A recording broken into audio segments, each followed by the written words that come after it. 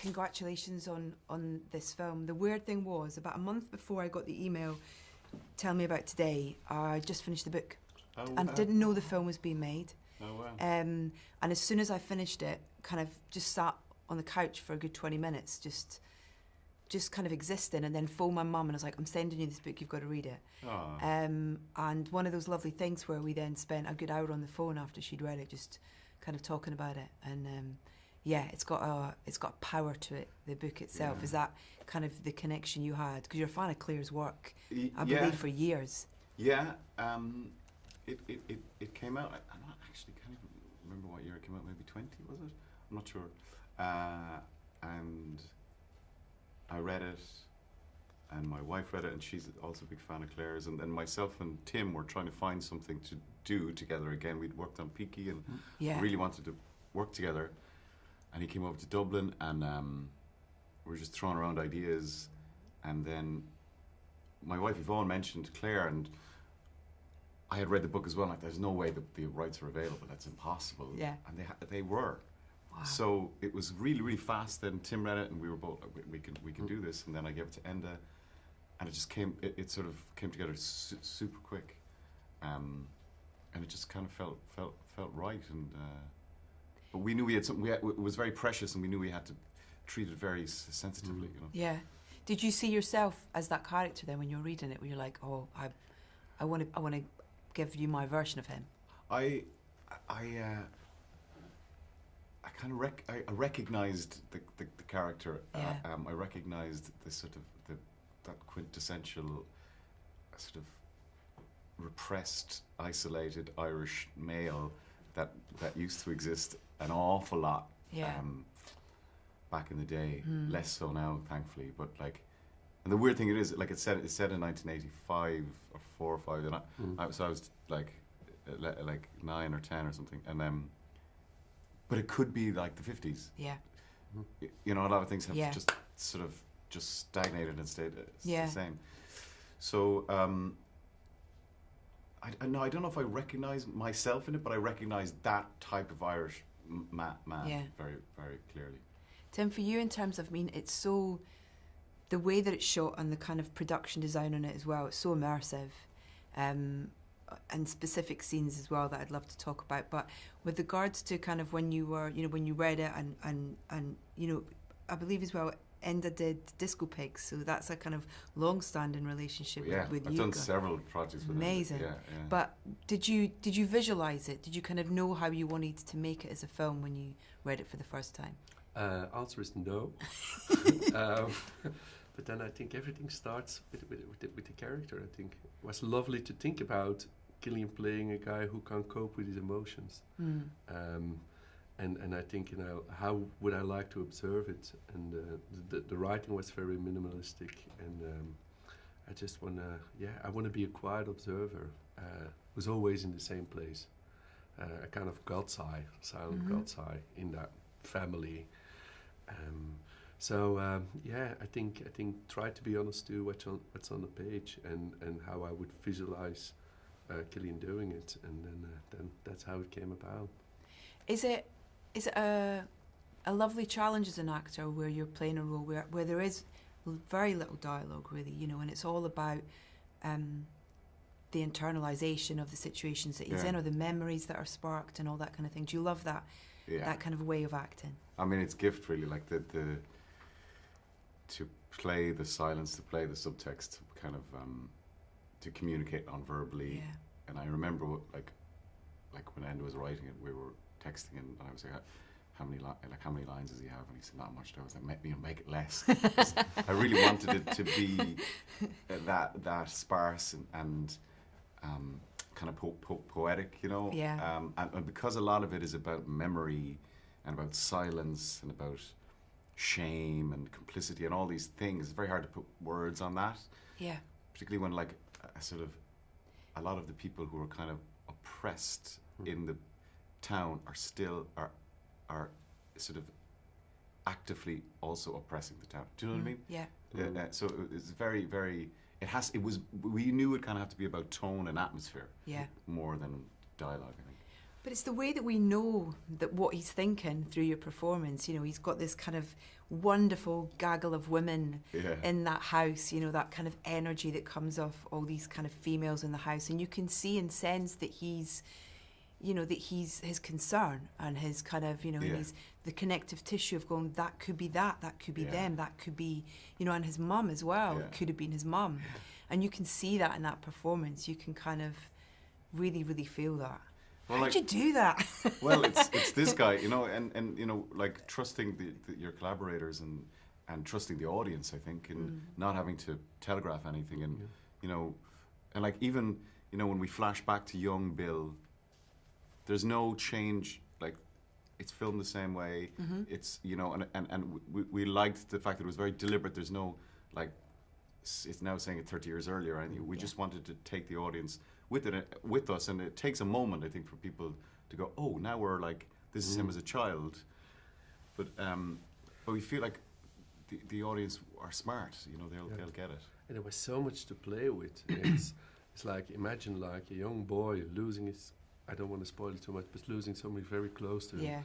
Don't have time to grieve. Remember the scene where she said like, just have another room, take a week, that's it. And then, as much as I understand it, Ireland, where men can't talk about their emotion, can't talk about their grievance, there's like he built a concrete wall in front of him. There's like a bursting volcano all the time. The coal represents so much, I think. And you could have shot it into totally different way and go very tactile and whatever, but we made a decision to stay away a little bit, as the writing does. Yeah. Did you speak to Claire much about her?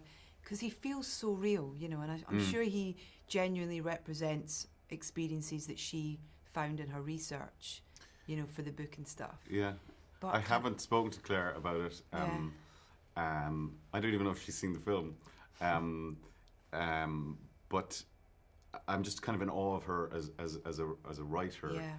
The way this sort of how succinct and clear and perfectly constructed the stories are, and they're so lean, but they pack such a punch. I remember reading the Foster, which turned into Colleen Kuhn. I remember reading that on the train somewhere, and I had to put my hood up because I was crying. I was so, because it just like, it's a sucker punch, you know, emotionally. Yeah. So I think Enda was, you know, very much in awe of what she had achieved and very much wanted to be like sort of true to the story, and it's very faithful in terms of how we've adapted it.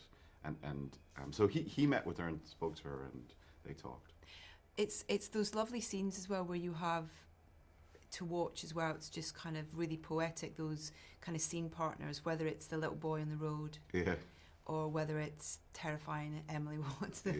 That scene is that's like maybe the most terrifying horror scene I've kind of. All right. I felt, and then cut to her in the church with giving that kind of sermon and the eye. Oh my gosh, what a performance! Yeah, she's amazing.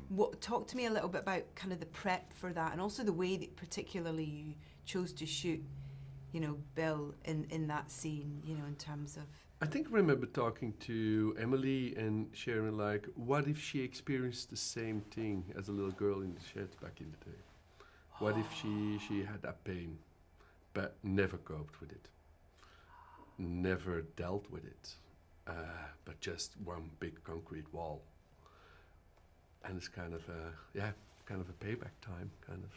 Wow. You become a monster, but it starts from that. That was kind of an idea we played with. I can't recall if we ever used it while we were shooting. But I remember But you did talk about those horror elements. Yeah. Sure, to lean into that.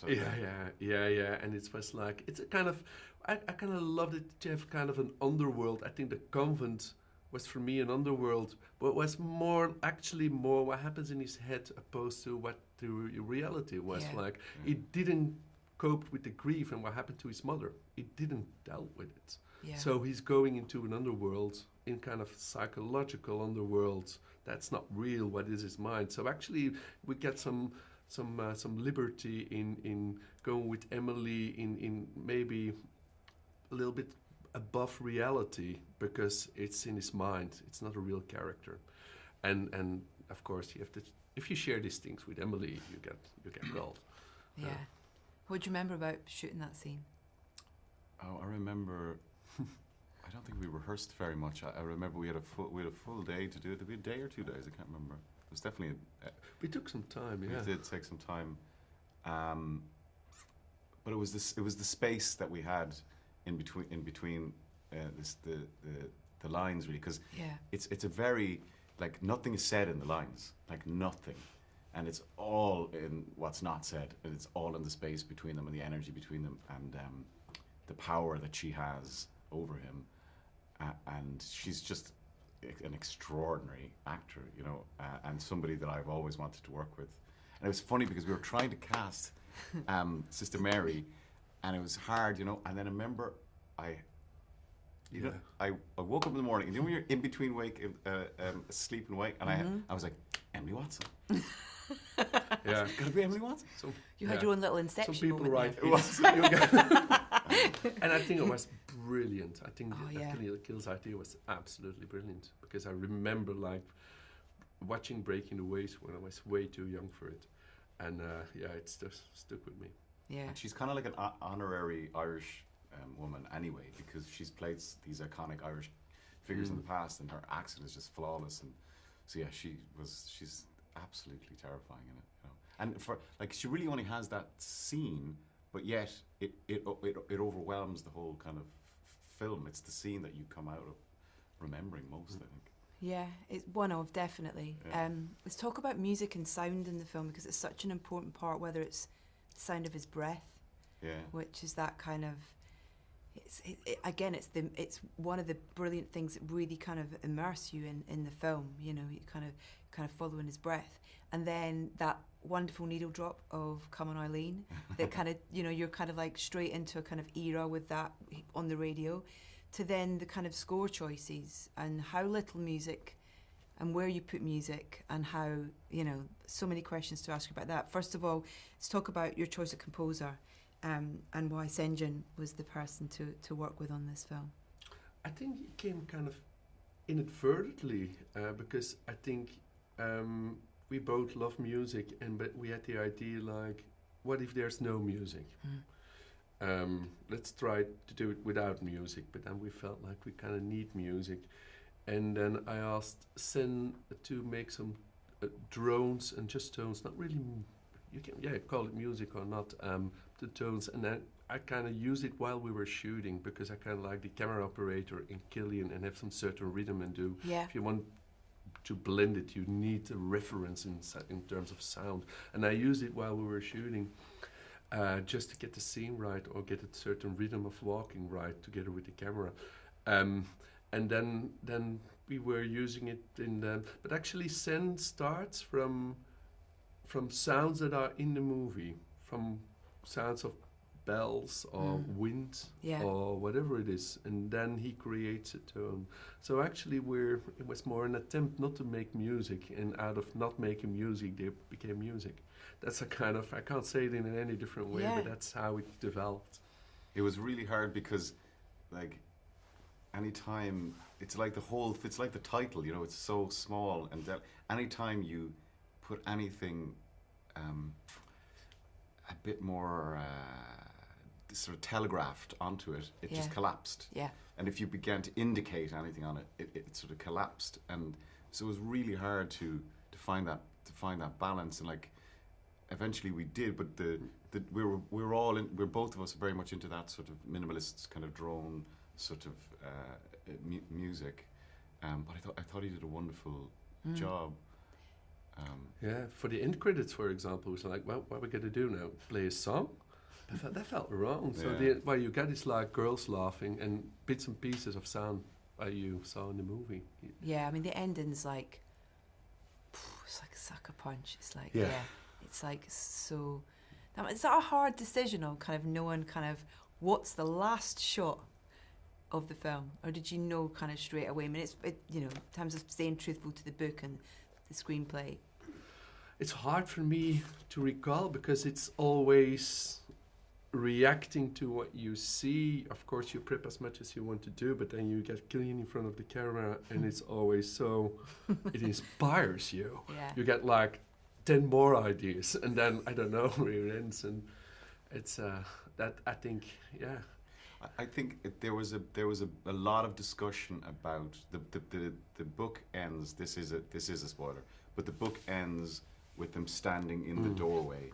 Mm-hmm. You know, and he's constantly in doorways. That's his job. But then we made the decision to bring them into the house, and that I think just turned everything up.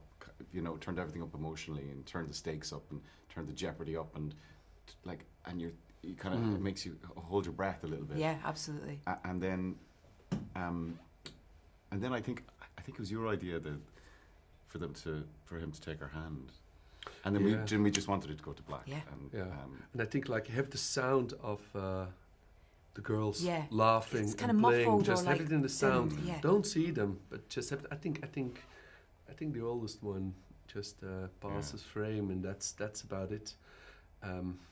Because most of this story is really what happens afterwards. Do you know, it's one of those films that the rest of the film takes place in your imagination, or what you see, or what your point of view is, or who you sympathize with. And you know, and that's the brilliance of the novel, is that some people think, you know, very optimistically about it, and some people think very pessimistically about it, and some people, you know, so that was wonderful for us to like actually the story's only started. Yeah.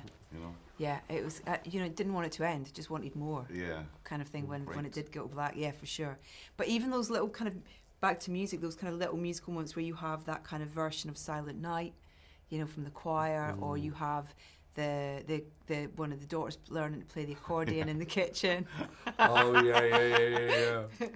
That's kind of like, it's just like these little kind of respites that, you know, like you say, music can so quickly take you out of something. Yeah.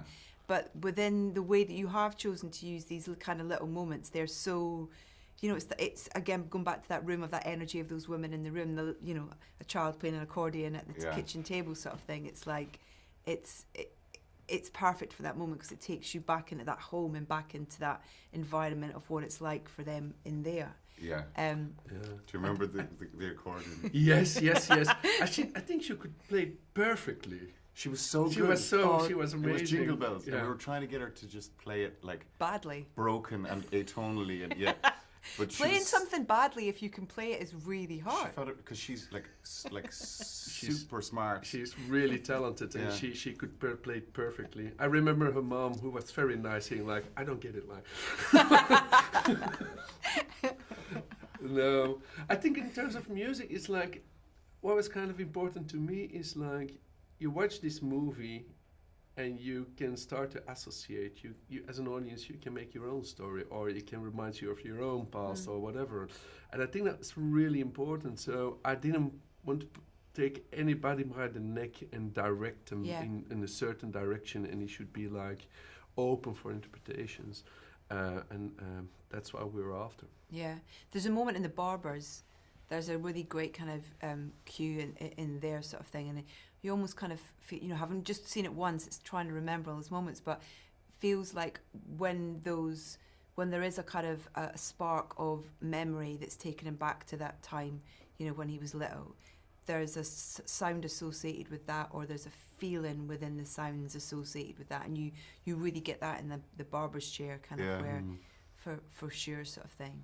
I think that was in a Hawaiian Christmas song, wasn't it? Yeah, we looked a long time for Hawaiian Christmas songs. We spent a lot of valuable time digging into it. Why Hawaiian? Because it juxtaposes so much with Ireland's wintertime '85. I think. Yeah, and it felt like that barbershop was its own little world. Yeah, you know, completely separate from the town. And it was still 50s, didn't change. Yeah. Oh yeah, and the barbers. If you flash back, the barber is like is father and son.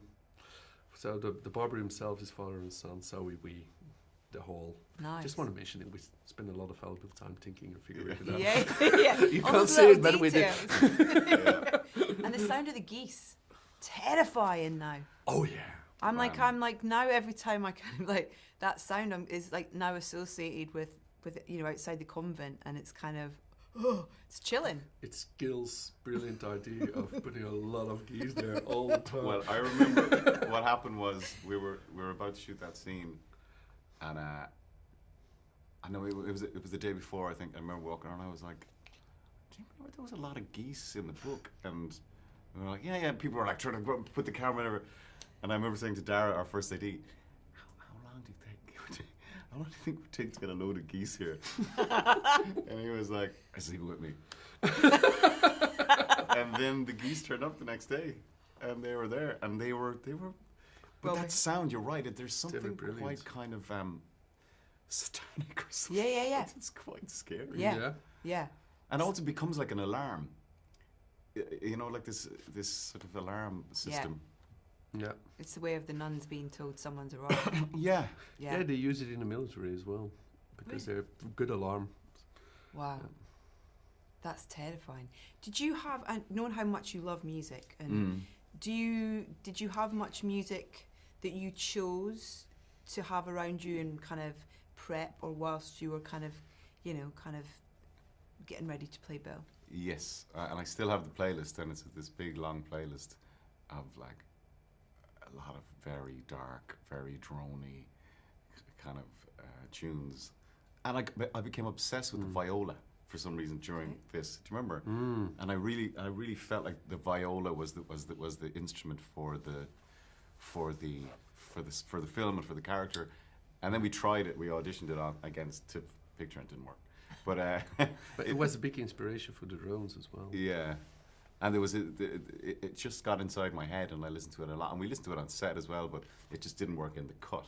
Yeah. But for whatever reason, it's a very kind of mournful but kind of powerful instrument. So I had a long playlist with a lot of viola pieces, and then a lot of kind of drone pieces. What is informing your choices of what you put on that playlist, or how do you put the playlist together?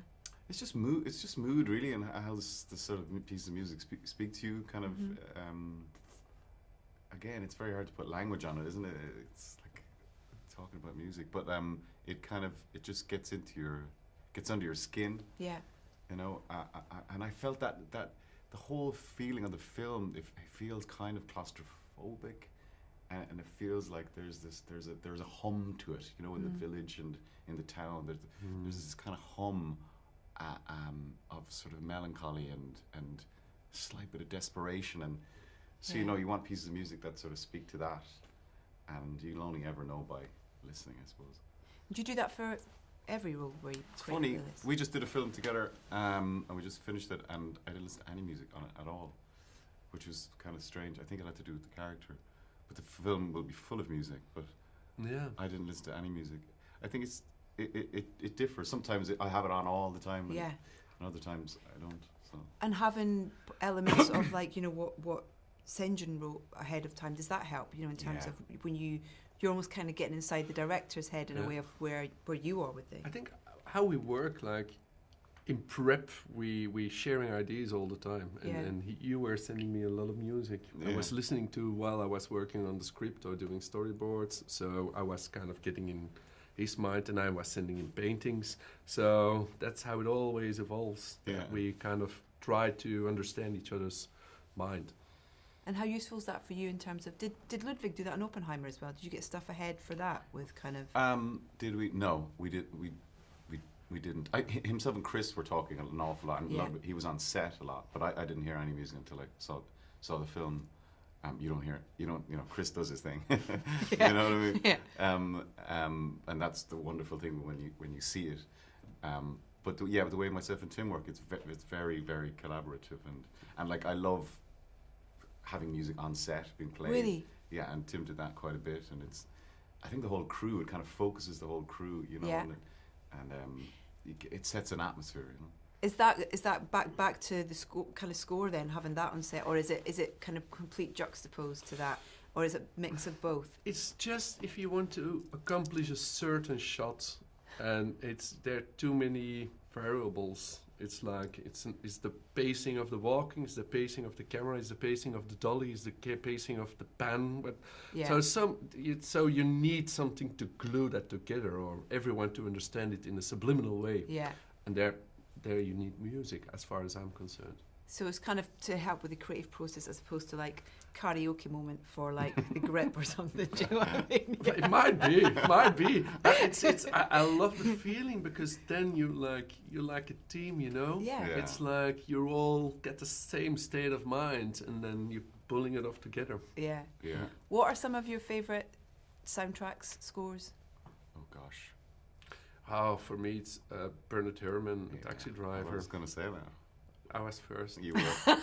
Director always puts it first. It was your idea, Tim. What is it about that resonates with you? I don't know. Might be his last work. I think the underworld of that world, and the solitude, and I get everything. But also, I think the first song of Morricone, Once Upon a Time in the West, just the cracking of the wood and the wind, and beautiful music without music. It's that's something I love as well in films. Yeah, many things. You can have Taxi Driver as well, Cillian. Thanks.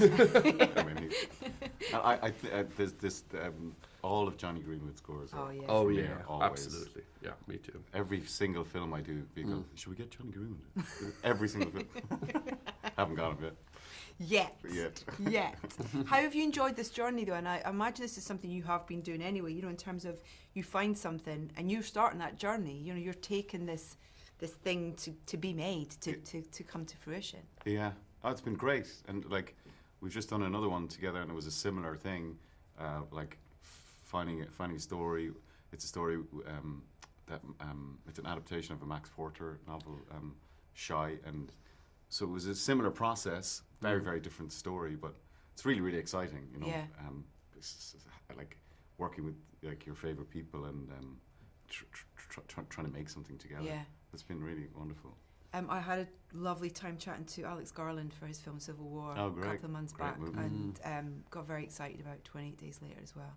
How is it? 28 years. Years. That's what I said to him. I was like, actually, we were going to wait 28 years from the original We're till we nearly actually there. get to see it. Yeah. Is it not obviously kind of going into any detail, which I know you can't, but just to revisit a character or a kind of, you know, something that still resonates with people, you know, after so many years? Is it nice to kind of have that opportunity to reconnect with it? I think so. I mean, that film was kind of so clever and prescient and ahead of its time, and it kind of, I think without us realizing it, kind of revolutionized that whole genre. And he's such a fantastic writer, and obviously Danny Boyle.